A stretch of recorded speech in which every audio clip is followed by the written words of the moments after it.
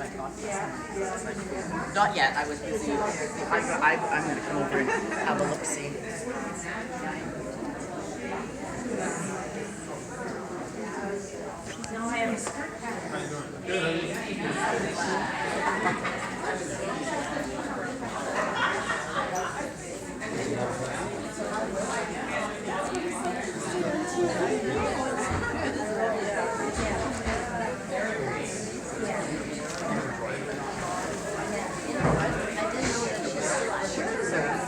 Maybe they are. Yes.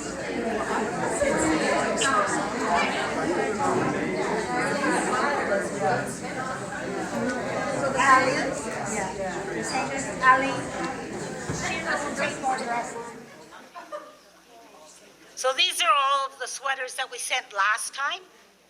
And you can just get the ideas. We just put some ones. This is a cute one with the different pockets. I don't know who did that, but it's a cute idea. Okay, ladies, this is your official welcome. I'm Judy McKnight, and I'm one of the many women that organize all of this, and I'll introduce you people later. But I'm one who helps get the sweaters from you and dresses.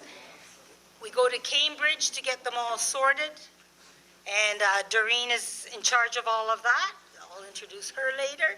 And then they get put in a container, and the container goes to Lake Ontario.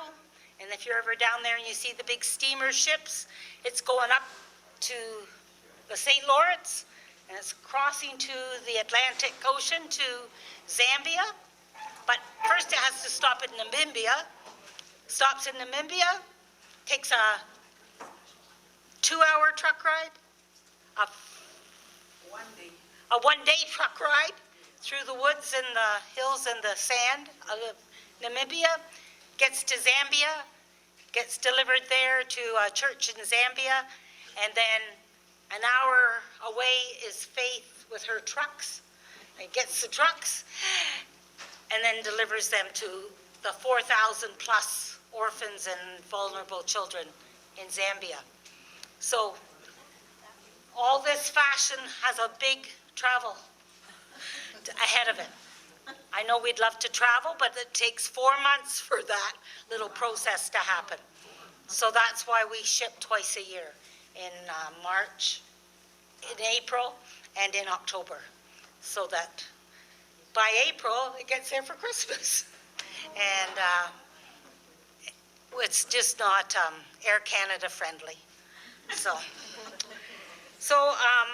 I'd like you just to take a moment now to turn to the person on your right and introduce yourself. Find out if they're a knitter or a sewer or what they do, and if they just a wannabe.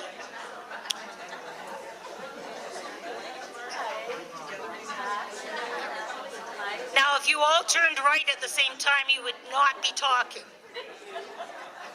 You are disobedient. The teacher you come from. If you turned right, everybody's head turned right, then no one would talk. But I'm glad you figured it out. You're a clever group. I just want you to meet the other members of our group. Aline makes up the dress kits, so we thank her for that. And Gisla's in charge of our finances. Not that there's much to finance, but she wings it. And Sheila's over there is making skirts for us, so there's a couple of samples. We just started skirts, and Sheila has made a couple, and Cheryl's made some skirts as well, so it's a new branch. And then, where's Diane Stevenson, who also cooks, made all those muffins? No, it's called baking. Baked the muffins. And she makes the seam binding for us. Oh, bless her heart. Yeah. So that's a valuable thing for us to do, and for her to do. And I don't want to leave anybody. Karen Wilkinson, where are you? Because Karen is our knitter woman who, I maybe I shouldn't let the what's it called, the out of the bag? The cat. I knew it was an animal. Because if you really hate to do the side seams, what is that? Sewing up. Yes, so she sews up the side seams for those who hate to sew up. So don't use many colors of thread because there's a lot more to sew. But anyways, that's how a great supporter for us. And Keith, tonight we're so thankful for you to be tonight, this morning. Not a lot of sleep last night. Videotaping this so that we can put it up, and if you want to share with another person or another group, then you're more than welcome to. We give you permission. It's not in writing, but you have our permission. Right, Keith? Yeah, thanks. And I do want to say welcome again, and just we're going to take a... that's not doing that. And now for Faith. I just want to give her a quick little background that there's all of those children and 40 probably plus by the time you get back. She's been here for 3 weeks, so more have been added. The children live in foster homes, which is very great because they stay in their village. And you know, it takes a village to raise a child. And when you have the children living with a family, that's much nicer than being all jammed in some orphanage somewhere. And because Faith, they have some food supplies, not a lot of food, but they have some, and they have schooling, and they have dresses and sweaters, and whatever else that we get, shorts are there. And I also want to thank Choco. People in Stouffville know, don't buy all their t-shirts in September when they have their big sale, because we get the leftovers. So when you go to Choco, say, oh, I hear that you are giving to Faith Orphans, and they will maybe find some more that we could use. But they gave us about 75 t-shirts last year, so that was convenient. So support Choco. Okay, that's our only sponsor that we have right now. I'll let Faith tell you more about the children because she's got photos and it's much more exciting. But just before we begin, I'd just like to ask a blessing on this meeting. Heavenly Father, we thank you for those who are here today and thank you for safety on the road. We ask that you would bless the children of Zambia and Faith as she comes and carries on her work. Be with her now as she informs of the children, and may we all be blessed as we give to others of our time and our talents and our money, all of which you have given for us to use in the world. Thank you. Amen. Okay, Faith. And Doreen, take it away. You've got your new African outfits.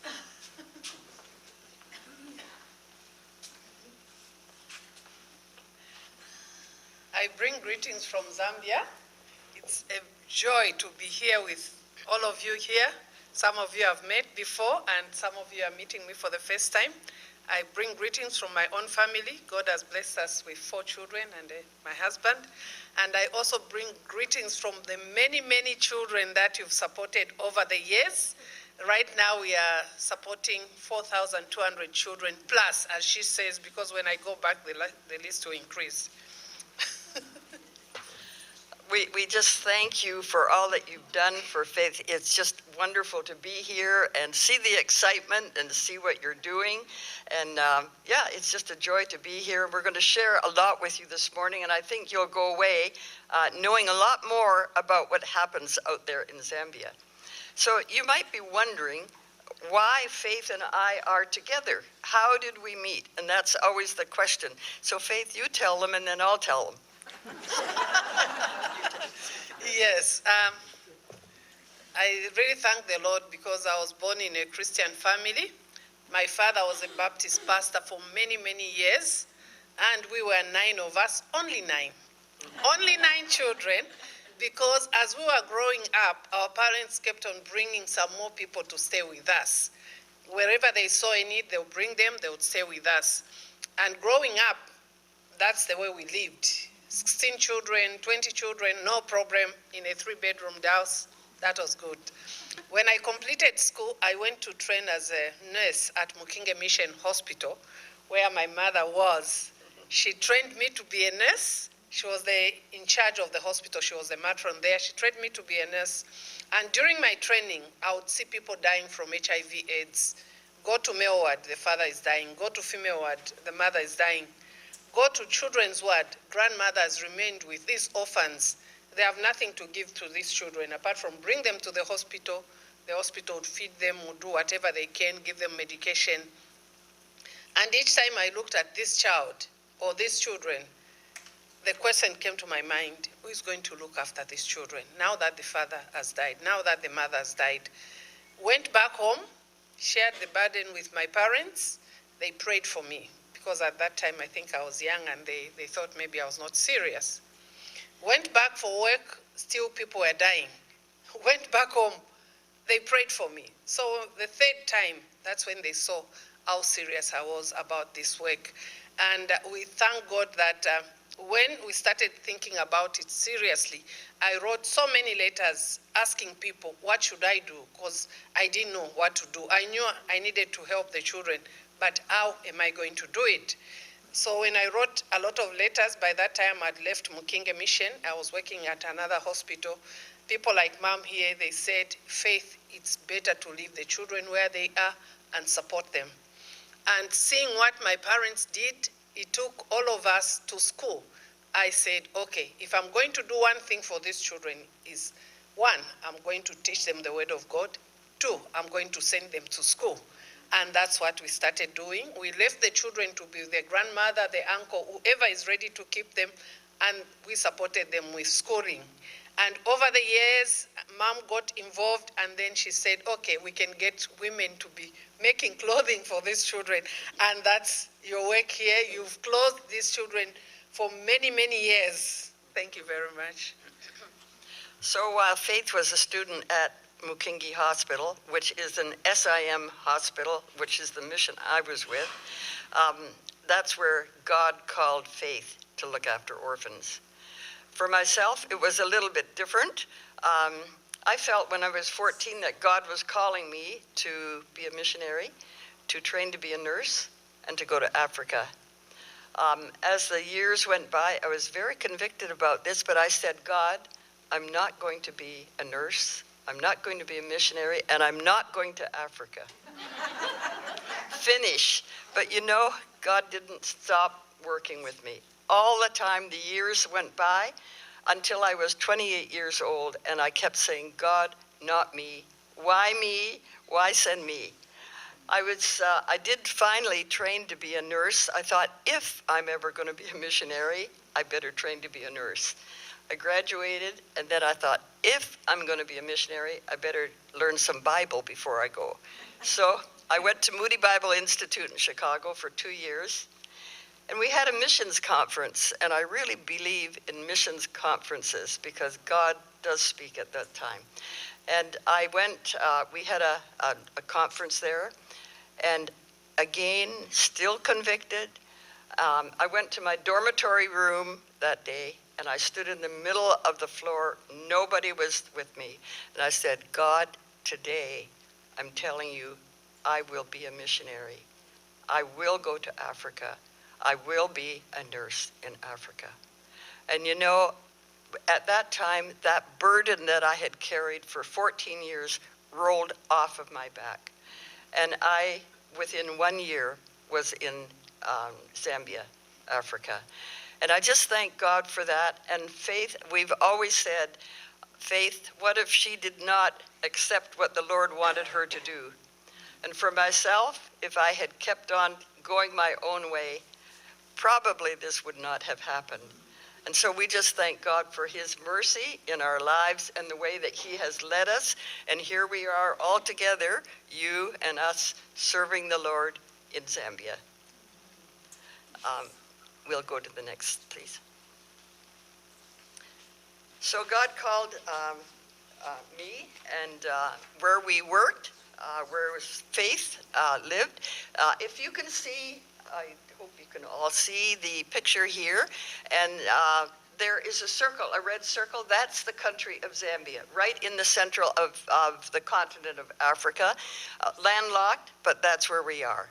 And you can see that we got independence there in 1964. It was a British colony, and so the British gave Zambia independence 1964. I arrived in 1963, and so I was there 1 year before independence. Next, please. Go ahead. That's the school where I was trained to be a nurse. The first picture you see there in white, that was my graduation day. And then the next picture there, we are standing in front of the poster from King Mission Hospital. And then the last picture, that's the Mission Hospital there. It's big, that's just the front, and then we have a lot of other rooms at the hospital. So you're going to see a picture now of what happened with the AIDS ministry and why God called her. If you look at it, you'll find out why God called her to look after people with AIDS. Next, please.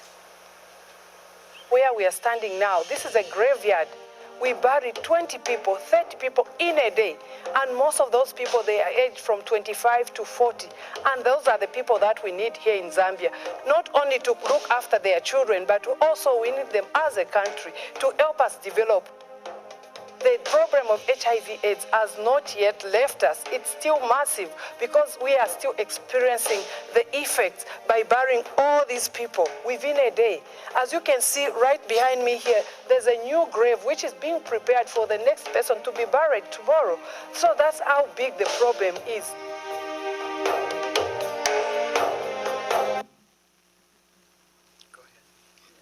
So that's why we started this ministry after seeing a lot of people dying from HIV/AIDS.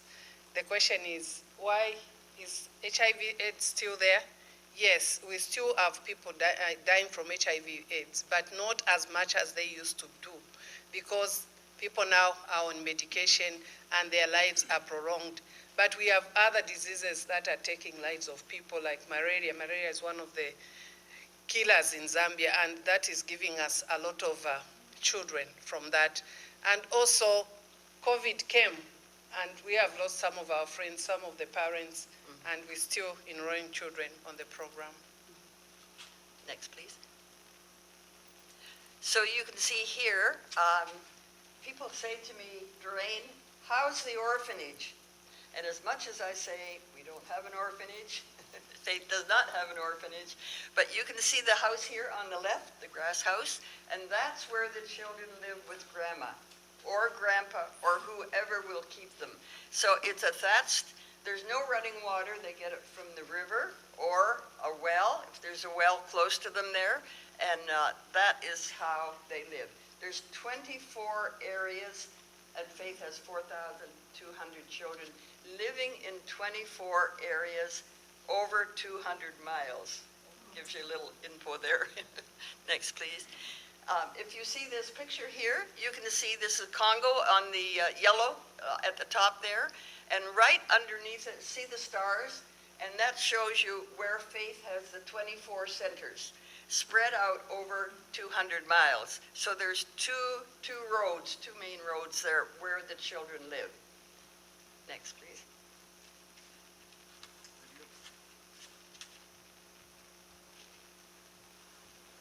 This is Kalyani Village, where we have one of the children that we have been supporting for some time. Her name is Adonai. She stays with her grandparents, both the grandmother and the grandfather. Come with me as I introduce you to her and her family. Otini mwane, bambuya pabali, bambuya banalume, tara bambuya banakashi. Abeshkuru beno pabali, beten tubasekereko. Grandma is calling all the grandchildren that she keeps here. She keeps about 11 grandchildren. But there's one girl that I would like to introduce to you, Adonai. She has been on the program for some time, and she's now in grade 8. We are excited about what the Lord is doing even through this girl. Adonai, how are you? I'm fine. Yes. Adonai would take us round to show us what she does to help the grandfather and the grandmother. So Adonai, tell me, how do you help your grandparents here?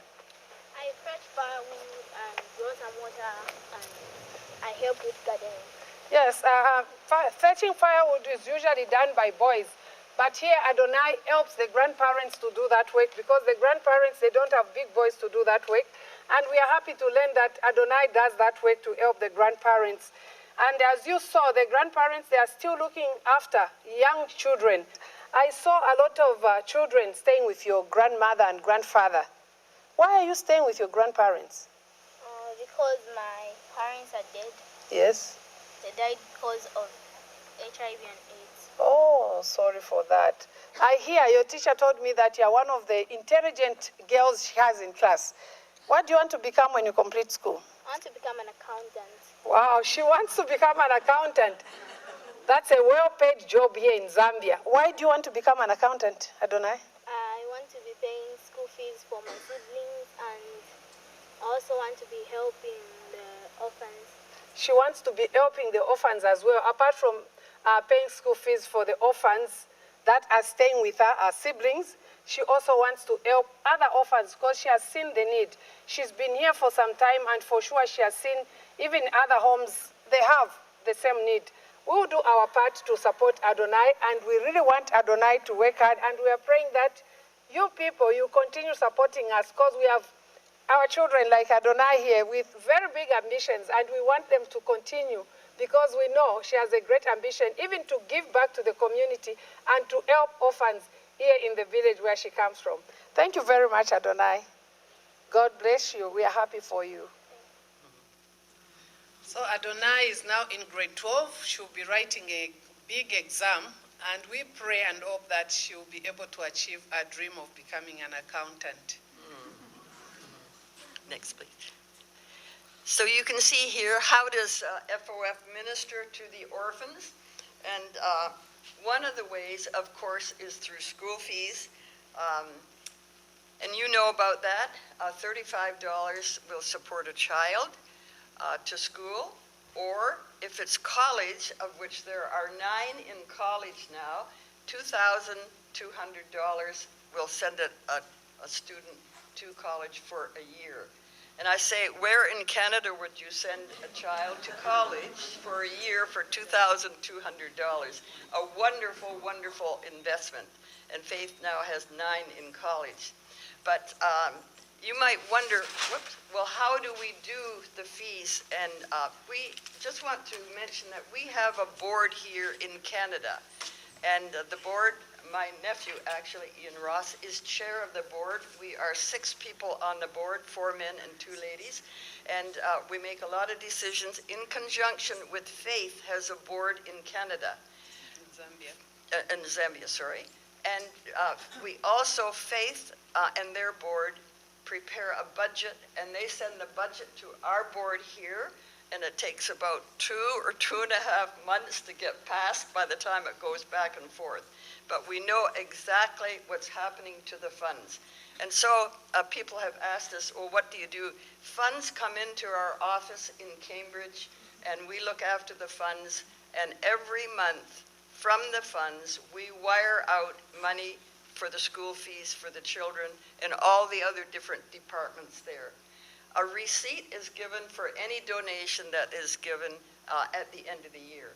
So people have asked us a little bit, how does it all work? So that's a bit, give a little bit of information on how it works there. Yes, and the other thing that we do is we train our implementers. As you saw, there are 24 centers there. Each center we have more than 3. Ladies, men, mostly Christians and teachers who are ready to be supervising the work there. And these are the people that are responsible for Bible studies, for making sure that all the children, they go to school. And if we are going to distribute the clothing, they organize the children according to the sizes. And when we go there, everything is done ahead of time. We organize seminars for them because we don't pay them anything. So we organize seminars for them. They come to be trained in counseling, Bible study, how they can handle these children.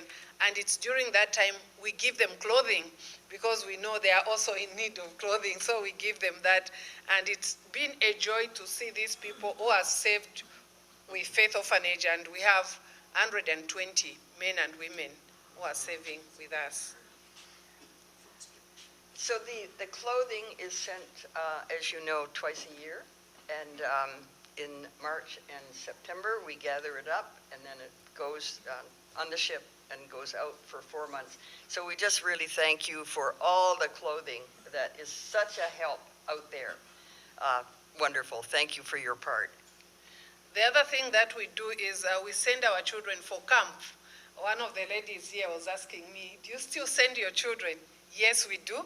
Every year, the teenagers on the program, they are given a chance to go for a camp. It's a 5 weeks camp. And when they go there, they go and learn the word. They learn how to memorize a lot of verses. Actually, they memorize 40 verses before they come back. And they are taught how to evangelize to their friends. And when they come back, they will come out of the bus and they'll be shouting, "Mommy, I'm now a pastor. Oh, now I'm ready to do this." And it's always a joy to see them go for the camp and come back. Mm-hmm. And by the way, when they memorize those 40 verses, Faith says that they get a certificate. So, and a certificate in Zambia is really something that hangs on the wall and I'm very proud of. So it means a lot to these children, so they really tried to memorize those verses. And during Christmas, we organize Christmas parties. In the past, we used to receive the shoe boxes, the Samaritan boxes, but of late we have not been receiving, maybe because of COVID, but we didn't stop that tradition of giving our children the Christmas presents. So we organize these Christmas presents and we go to the villages where the children will prepare the nativity play in their own language, and then they'll prepare some Christmas carols, and we prepare a big meal. We eat in shima and chicken on that day. We make sure we do all these things before we give them the presents. Because once you give them those presents, then they'll just run away because they want to open them. And we thank God that in the past we've provided cups for each child, we've provided spoons, we've provided plates. We've also provided shoes for them during that Christmas, and children are excited about all these things. So you can hear a little bit of what goes on in the different times out there. And just going back a little bit there, for the cost of camp, I'm sure that you're wondering about that cost, and $150 will send a child for 5 weeks to college. And so it's always a joy to camp, I'm sorry. Yeah, it's always a joy to see them going off to camp. And to seeing the effects of their lives. And Faith has said that the headmasters back in the schools ask for these children. They make them head boys and head girls in the schools because of what they have learned in that 5 weeks there. So it's very, very timely. Next one, please. That's one of our girls. That's a school where they go to. We send our children to the government schools. Her name is Musonda, and she is now at the Teachers Training College. Next, please.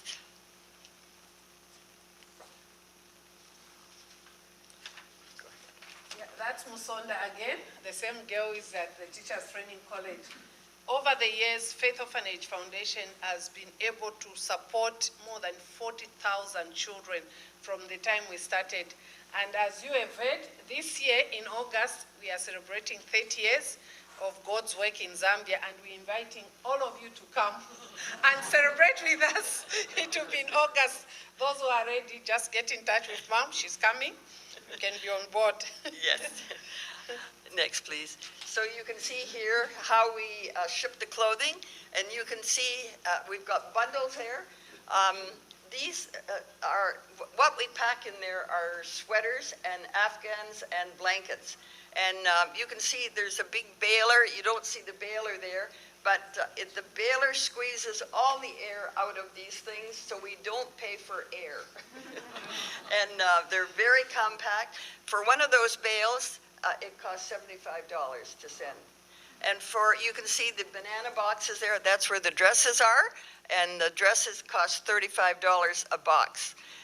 There's a shipment on the ocean right now. It takes 4 months to get there, but you can just see a little bit. We're very fortunate because we don't have overhead, and all of these things are taken to Toronto to our shipper, and the business of my family pay for taking it down. So we're very fortunate. We don't pay for an accountant. We don't pay for anybody. Nobody gets money. In our board, nobody. So it's just nice to know that all the money that comes goes to the orphan ministry. Next. You can see them getting their clothing there and the fun that there is there. Next, please.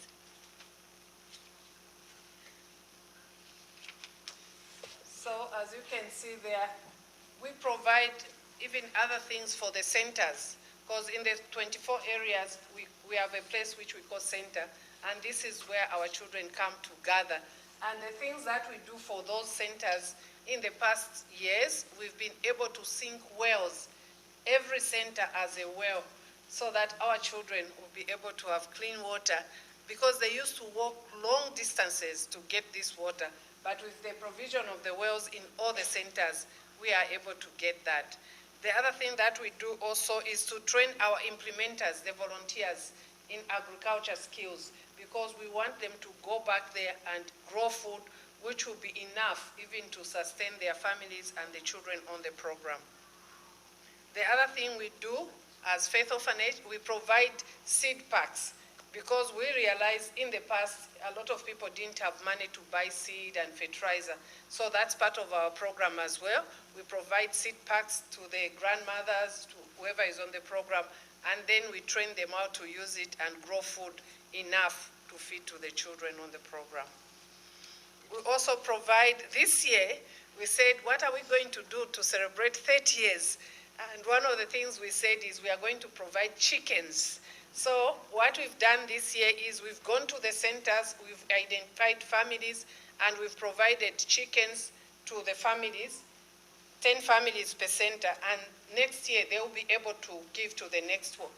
So that within a short period of time, all the people will have chickens. And these chickens will be used as food, the eggs, and also chickens, they can slaughter and have it whenever there's need. And it's quite been exciting. The other thing that we've done to celebrate 30 years is to plant fruit trees. So we've been planting trees in the centers, and we hope and trust that in 2 years or 3 years' time, our children will be having some fruit too. Tell them how many trees. Yes, each center has received 100 trees, and we hope to continue that exercise. We want all the centers to have fruit for the children to be eating, and God willing, they might even be selling some. Yeah. Next, please.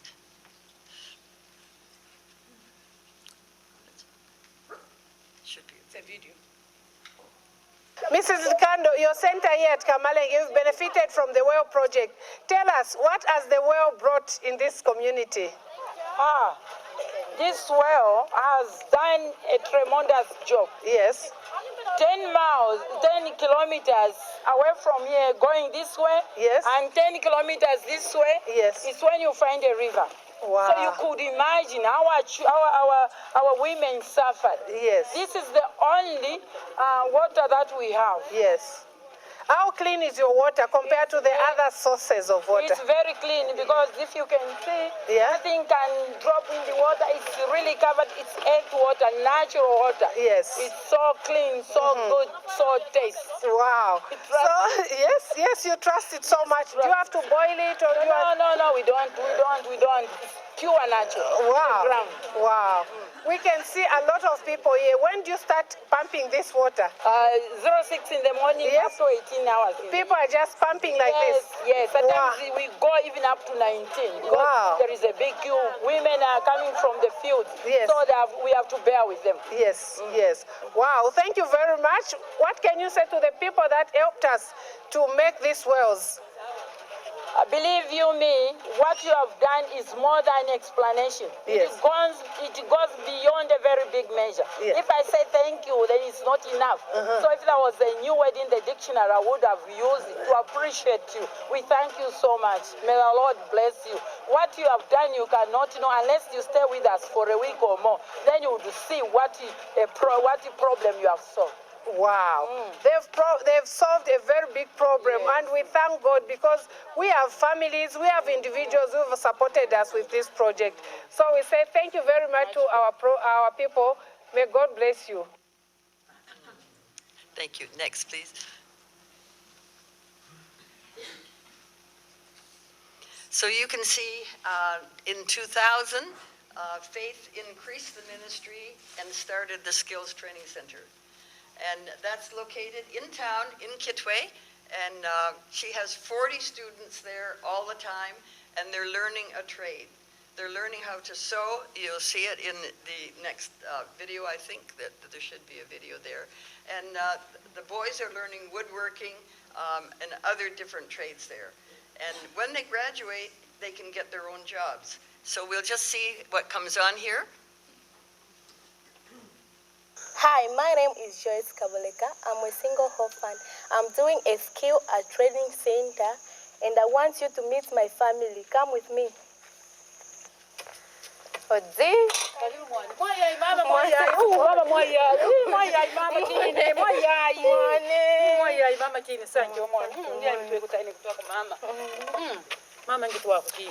And this is my family.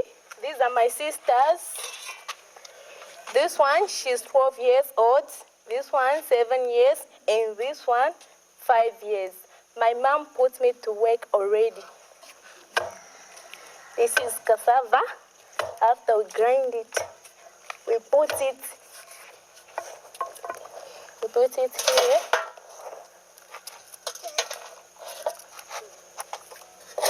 Then we do it like this. So we mix this with hot water to make it shimmer. My mom is making relish. This is the sitting room where I spend time with my family, sharing the word of God and other matters of the family. Let me show you my bedroom. This is my bedroom. My mom sleeps on the bed. Us kids, we sleep on the floor. And this is my spouse, which I was using when I was here. We are now in Kitwe, 3 hours driving from Solwezi at training center, where I learned 3 skills: agriculture, computer, and tailoring. But my favorite skill is tailoring. This is my classroom where they teach us how to make some clothes like dresses, shirts, and skirts. Thank you to the people in Canada who are supporting us. May God bless you. Continue with your hearts. Now I have to go back in my class.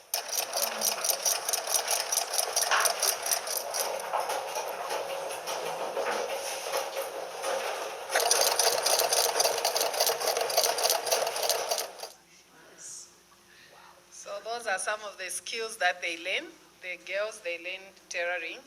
And one of the challenges we give them is when you go back to the village, make something for grandma.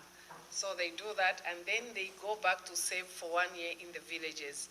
For the men, they learn carpentry, how to make tables, how to make chairs, and that's the skill that they use. Most of them have started even their own businesses.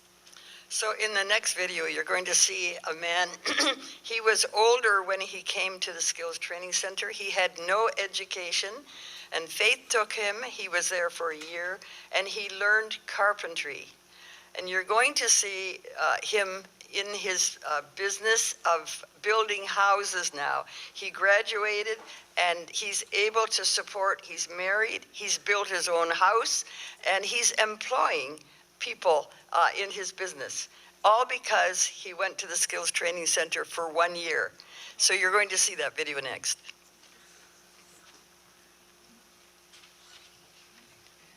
I'm very proud to introduce to you one of the successful entrepreneurs we have here in Kitwe. Mr. Chizela, can you tell us your story? Who are you? My name's Ephesian Chizela. Yes. Yeah. I was with my parents. My parents died long time ago. Yes. Yeah. When did your parents die? In 1979. 1979, that's when I was very young. Wow. Yeah, So, I was staying with my grandpa. yeah? Yeah.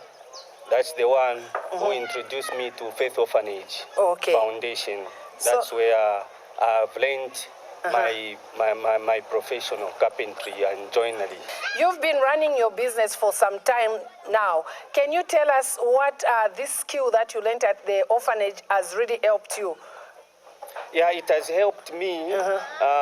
You know, I'm now a father. Yes. I have children. Yeah. Through this skill, I take my children to school. I pay money for my children. Yes. Also, I'm constructing my own house Yes. in Zamtan Township. So with this business, you are now constructing your own house? My own house. Wow, that's good. Tell us about the people that you work with. How many people have you employed? I've employed six. Yes. 6 guys. Yes. And the 2 also, they are from where I was, Yes. Faith Orphanage. So you've employed people from Faith Orphanage Foundation? Yeah, 2 of them. You are trained at Faith Orphanage. You've employed people from Faith Orphanage. How is it like? See, what I learned from Faith Orphanage Yes. is what I'm now going to teach those children. Yeah. So what's your vision now? Like you are successful, you are building a house. What is your goal now that now you are successful? My goal is to bring some more orphans so that I can train them. We have even started now constructing building. Yes. Yeah. Houses? Houses, yes. Okay. Yeah. Wow. So your business is quite expanding? It's expanding, yes. Wow. It's expanding. Okay. You've been on the program. You've seen what Faith Orphanage has done for you. And we are excited that you have now employed people and you want to go back to Faith Orphanage and employ some more. Yes. What can you say to the people that have supported you over the years? At the first, I would like to thank them for the patience, for the time they have given us things we need from that orphanage. Yes. You are my mom, Yes. my dad. Of those people who sponsor, Yes. may still continue sponsoring these children because I'm now a father. I'm looking after my own children. Wow. While I'm living, I'm saying to them that I'm from Faith Orphanage. I was an orphan from this organization. Yeah. Now, I want Faith Orphanage to be moving, to going ahead so that we have more people educated. Yes, we are proud of you and we pray that you continue teaching your brothers and sisters from Faith Orphanage Foundation. Yes. Thank you very much and may God bless you. Thank you very much, madam. So you can see what happens when a person receives education. Just for 1 year and $2,200, and you can see what it's bearing here now. So we just thank God for that. Next, you have it already on there. Yes, that's one of our graduates. His name is Joseph. He's 25 years old now. So each time we ask him, Joseph, when were you employed? When were you recruited on Faith Orphanage? And he says, I was born on the program. So he went to school and he went to the theological college in Zambia for 3 years. He was trained to be a pastor. He's working now with us. We have one pastor who has been with us for many years. Now Joseph has joined him from January because he graduated in January and he's on one of the staff that we have there. And his responsibility is to give Christian counsel to these people. And he goes out there in the villages when we have sick people, you sit with them, pray with them, and share the word of God. I think it's exciting because Faith has an older pastor on her staff, and now here comes the new young pastor who's learning from the older pastor. They're going together and sitting down and praying with the patients, the people who are sick. And I get excited about that, to see that. Faith has got others in college. She's got agriculture college, 3 of them in agriculture college, 1 now in Bible college, and 2 in nurses training. And the one in nurses training, one of them, Jacqueline is her name, and she is out at the hospital where Faith and I were working, out at Mukingi Hospital. So that's exciting. Next, please.